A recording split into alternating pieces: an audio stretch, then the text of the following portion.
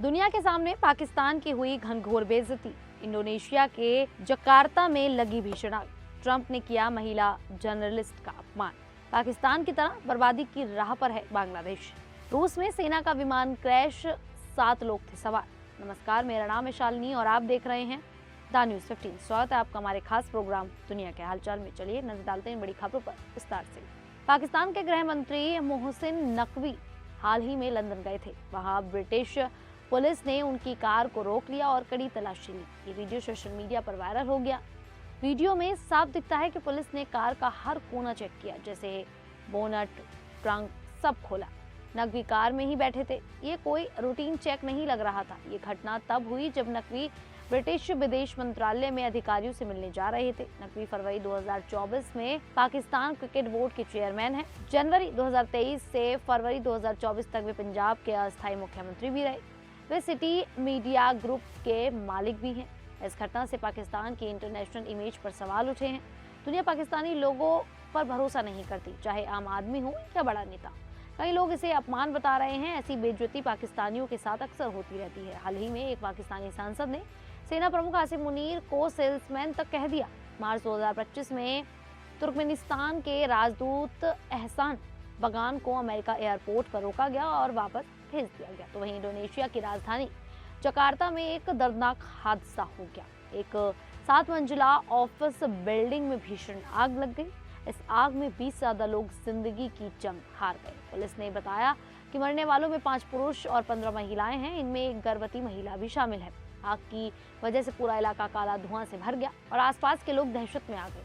Central Jakarta के police प्रमुख सुसात्यो पुरनोमो कोंड्रो ने कहा, हमने अब तक 20 शव बरामद किए हैं। ये बिल्डिंग टेरा ड्रोन इंडोनेशिया कंपनी की है, जो खगन और खेती के लिए ड्रोन सर्विस देती है। आग पहली मंजिल से शुरू हुई और तेजी से ऊपर फैल गई। जब आग लगी तो कई कर्मचारी लंच कर रहे थे, कुछ बाहर थे। अभी आग बुझा दी गई है, लेकिन रेस्क्यू टीम लोगों को सुरक्षित निकालने में जुटी हुई है। कारणों की जांच चल रही है। कॉम्स टीवी के फुटेज में फायरमैन लोगों को सीढ़ियों से बचाते दिखे। कुछ ने पोर्टेबल लैडर से मदद की। ये हादसा पिछले महीने हांगकांग के ताइपो में लगी आग के बाद हुआ, जिसमें करीब 160 लोग मारे गए थे। इसी साल अगस्त में इंडोनेशिया में भड़की हिंसा में संसद भवन में आग लगी, जिसमें 3 लोगों की मौत हुई। इंडोनेशिया में ऐसी घटनाएं चिंता बढ़ा रही हैं। सरकार को आग सुरक्षा से इंतजाम मजबूत करने होंगे। तो वहीं अमेरिकी राष्ट्रपति डोनाल्ड ट्रंप का गुस्सा एक बार फिर से चर्चा में है। ट्रंप कई बार पत्रकारों पर भड़क चुके हैं और भड़के हुए देखे जाते रहे हैं, और अब उन्होंने एक महिला रिपोर्टर पर तीखी टिप्पणी कर दी है।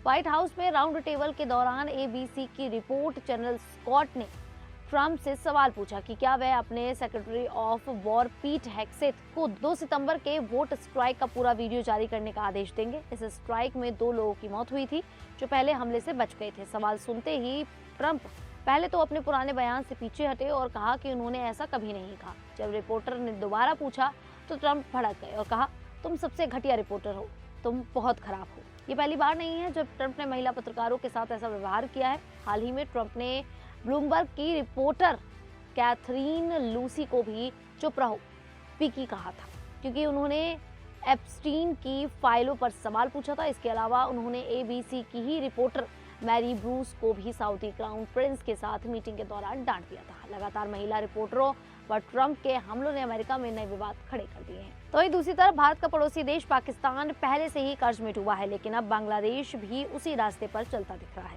बांग्लादेश का कर्ज पिछले कुछ वर्षों में तेजी से बढ़ा है और अब देश कर्ज जाल में फंस चुका है। बांग्लादेश के NBR चेयरमैन मोहम्मद अब्दुर्रहमान खान ने खुद माना कि देश कर्ज के भारी दबाव में है। विश्व बैंक की इंटरनेशनल डिबेट रिपोर्ट 2025 के अनुसार 2020 से 2024 के बीच बांग्लादेश का बाहरी कर्ज 42% बढ़ गया।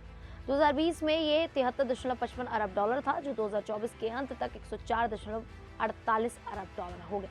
सबसे चिंता की बात यह है कि ये कर्ज बांग्लादेश की कुल निर्यात आय के 142% के बराबर है। मतलब जितना देश कमाता है उससे लगभग 2 गुना बाहर कर्ज है। पाकिस्तान की स्थिति भी खराब है। 2024 में उसका बाहरी कर्ज 130 अरब डॉलर पहुंच गया और उसकी 40% निर्यात आय कर्ज चुकाने में खर्च हो रही है।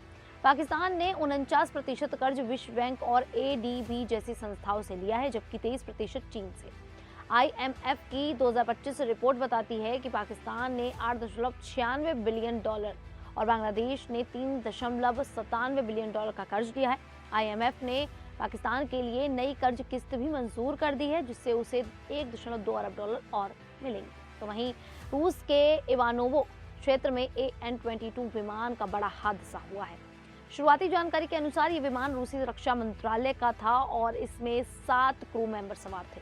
ये दुर्घटना फुरमानोवस्की जिले में हुई, जो मॉस्को से लगभग 321 किलोमीटर दूर है। घटना के बाद इमरजेंसी सर्विस की टीम मौके पर पहुंच गई है और रेस्क्यू ऑपरेशन चल रहा है। अभी तक क्रू मेंबर्स की स्थिति या हादसे की वजह के बारे में कोई आधिकारिक जानकारी नहीं मिली है। AN-22 दुनिया का सबसे बड़ा टर्बोप्रॉप विमान माना जाता है। टर्बोप्रॉप विमान कम ईंधन खर्च करते हैं, भारी वजन उठा सकते हैं और इन्हें आमतौर पर घरेलू उड़ानों, कार्गो और सैन्य परिवहन के लिए इस्तेमाल किया जाता है। ये विमान 1960 के दशक में यूक्रेन के कीव शहर में एंटोनोव कंपनी द्वारा बनाया गया था।